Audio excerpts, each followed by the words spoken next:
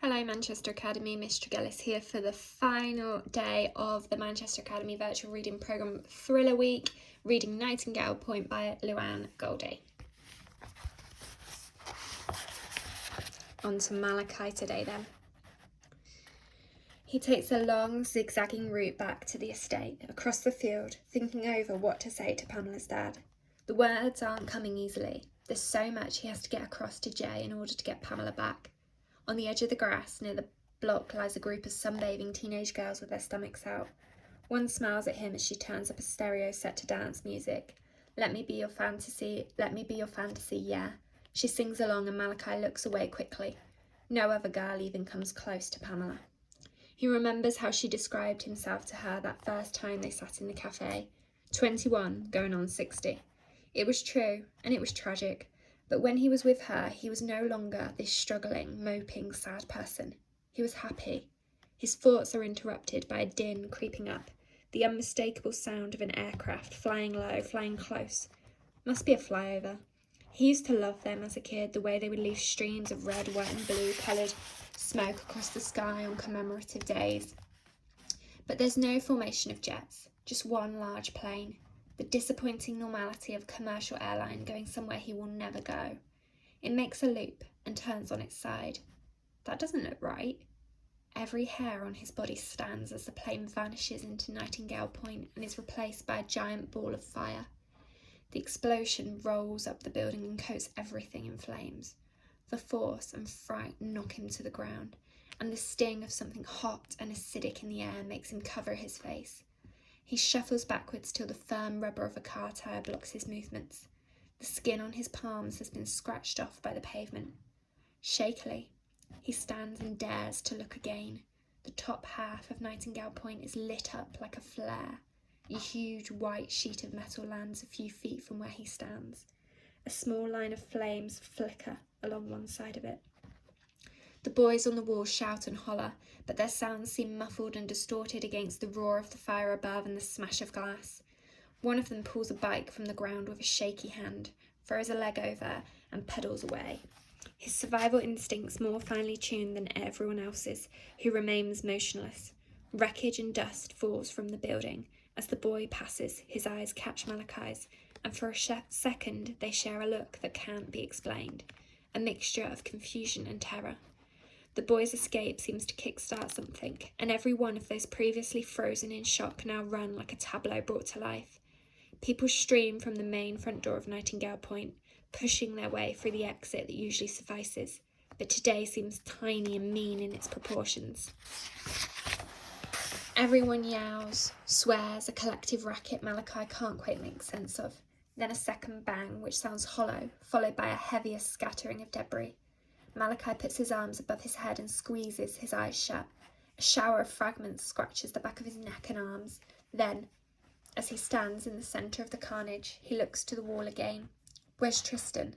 As he runs through the main entrance of Nightingale Point, the heat intensifies like an oven with its door left open. It dries his lips and causes his eyes to stream. The caretaker stands by the bottom of the stairs with a cordless phone in one hand, while the other pushes onto people's backs as if they are unwanted guests. He calls on Malachi, young man, you mustn't!" But his voice disappears into the sounds of the building, the roars and clanks, a song Malachi can't quite place but feels his body squirm to escape from. People push their way out. A few scream, but most are silent, focused only on their exit. They hold onto each other, onto children, onto things, photo albums and teddy bears. On the first floor, Malachi collides with a shirtless, elderly man, a brown book under his arm, his chest skin loose and freckled. He shakes his head, an apology, out of a habit, and then throws a worried look behind himself like a thief caught in the act. Water pours down the stairs and masses of feet, bare and soled, splash past as Malachi pushes against the tide. He scans each face for Tristan as he takes the steps two at a time. His right hand tightly clutches the banister as he pulls himself up while everyone else floods down. On the second floor, a man with a knot of dreadlocks on top of his head puts two hands on Malachi's chest and tries to push him into the flow of evacuees. "Get out!" he shouts. "There's been a gas explosion." Malachi has seen him before, leaving early in the mornings in paint-splattered clothes. They've even exchanged nods while waiting for those first sleepy morning buses populated by cleaners and builders. Malachi has to grip the banisters with both hands to stop himself from sliding back down the steps he has fought to climb. They both startle as an alarm sounds, old and tinny like a school fire bell, and Malachi rives free of the man's grip. The sound ignites further panic, causing people to flee faster, push harder. Malachi has lived on the estate his whole life, and this is only the second time he has ever heard it. The first was years ago when the fire brigade came to check the alarm system, and for one afternoon the block was alive with ringing and chat as neighbours gathered outside the caretaker's office to collect the free smoke alarms they promised to buy batteries for. He climbs another set of stairs and registers faces everywhere, as familiar as the stairwell itself. His throat hurts as the smoke enters it, but worse than that, there's a vibration in his chest. The familiar shortness of breath that's plagued him since childhood. The crowds become thin enough for him to push through with less opposition as he reaches the third floor, but he trips over a plastic plant pot and smacks his shins across the top step. A panic of footsteps builds and people step over him. The smoke becomes thicker, denser, harder to tolerate. He can't deny the wheeze he feels. Then a voice comes high and loud above the storm. It's Beryl. Her words fall out in an endless tumble punctuated with screams before they die back down below the soundtrack of the block. The door that separates the stairwell and corridor to the third floor is propped by a wooden dining room chair, knocked over in someone's haste to escape. Beryl! She stands outside her front door, a shoebox in her hand. It falls to the ground as something crashes close by. Photographs scattering everywhere. What are you doing? Get out! Malachi kicks the chair out of the way as he heads towards her. He now understands the fury the dreadlocked man felt when faced with someone who seemed to be opting out of survival. Beryl continues to talk. She stops and tuts, her eyes darting about unfocused as if she does not even register his presence. There is another sharp crack and Malachi offers his hand, but she ducks down to collect the photos instead. He grabs her by the arm, his aggression fueled by anger and the feeling that time is running out. She shrieks as if on a roller coaster, like someone who enjoys their fear too much. With each breath, Malachi can hear the clock as it ticks in his head. Where is Tristan? Come, he orders her. My photos, she cries as he pulls her into the stairwell. The 9th floor seems so far away, an impossible journey. Maybe Tristan is not in Nightingale Point at all. He was last seen outside with the war boys. Where was he going? Beryl grips Malachi's arm tightly as they move down the stairs, her ringed fingers digging into his flesh and the few photos she managed to save becoming scrunched in her clutched hands. His chest tightens, his heart begins to wind like an old clock. He glances up into the blackness and realises to his horror that no one else is likely to emerge from above them. Of course Tristan's not in here. No one is.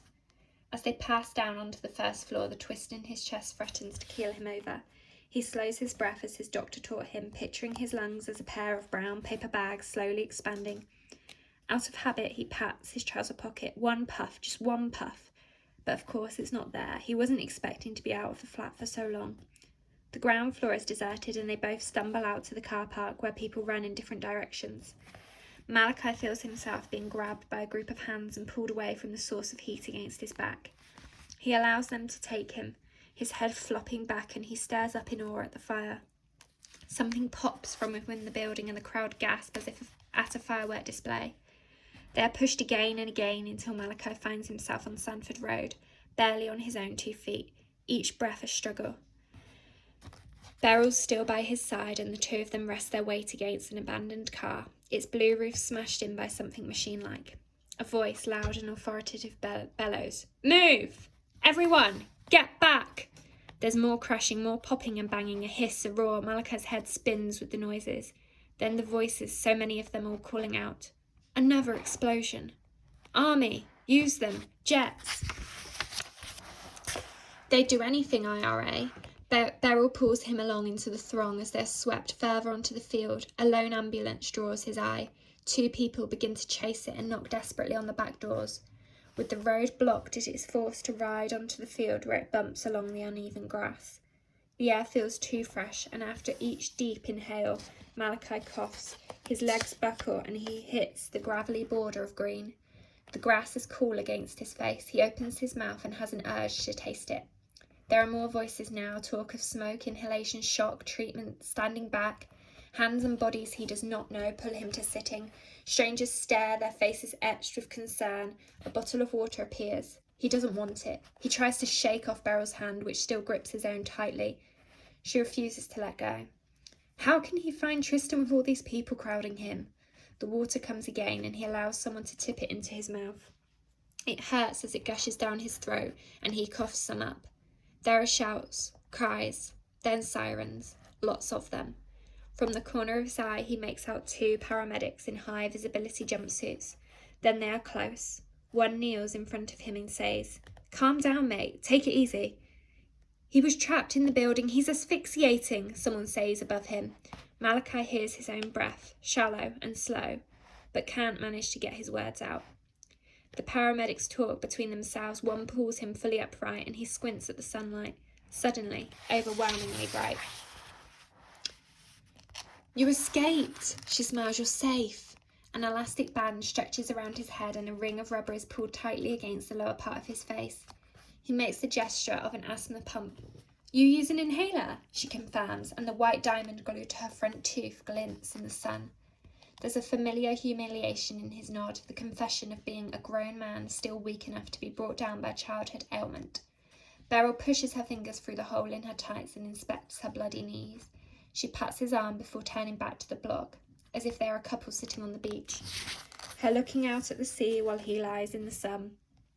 "We're waiting on our vehicles getting through," the paramedic explains. "We'll get you in, you'll be fine." A shirtless man covered in abrasions staggered over. He holds his arm across his chest and looks around, bewildered. The paramedic jumps to his aid, and Beryl screams and pulls herself in tighter towards Malachi. The mask comes off easily. "I need to go." His voice is hoarse. The paramedic clocks him and calls, "No, wait!" But the shirtless man shivers and blood streams faster from several points of his body. Beryl cries and tries to grab hold of Malachi, but he shoves her away and runs. The density of the crowd inspires faith in him, and he calls for Tristan between slow, careful breaths. Someone else yells another name louder than him, and at one point they come face to face like mirror images of each other. They hold eye contact for a few seconds to share their distress before they move on to continue with their mission. Malachi walks and walks, looking everywhere, at every face. His shoes are soaked through and he feels his feet begin to blister, but he carries on. Some people try to stop him and talk, but he can't. He needs to find his brother. His breath grows shallow again, the air slowly thickens, and he stops for a moment to sit on the grass with his head between his knees. Occasionally he looks up at the blaze, which denies going out despite the continuous stream of water. He's glad Pamela isn't here to see this. She left weeks ago. He had watched from his window her sitting with her dad at the bus stop, a bag at her feet. The threat of being sent back to the coastal town she hated finally realised. Tristan had joined him at the window. "So that's that then? It's done?" "Yeah," Malachi shrugged. That was it. His relationship with Pamela was over. What a bad ending, though he swears there was something about the way she looked up from the bus stop, directing her face to his window, which told him she was still thinking about him too. He had dropped his elbows to the window ledge and pushed the balls of his hands against his closed eyes. Tristan put a hand on his back. "You're all right, man." "I'm always all right." It was the worst day, the very worst day he could have imagined, until now. "Mate," a police officer says. "Sorry, but you're going to have to move." He waves a roll of yellow tape as explanation. Malachi feels himself begin to unravel and falls to the ground. The officer crouches down to his level. "You're all right." The radio crackles on his belt. "I'm always all right," Malachi tries, but his breathing grows ragged. "I'm going to get you some help. Hang on in there." "Where's your family, mate?" Malachi lifts his head and takes a breath. "I've lost them." A bit longer today, but I wanted to get to the end of that chapter for the final instalment. I hope you enjoyed. Come back next week to see what we'll be reading next.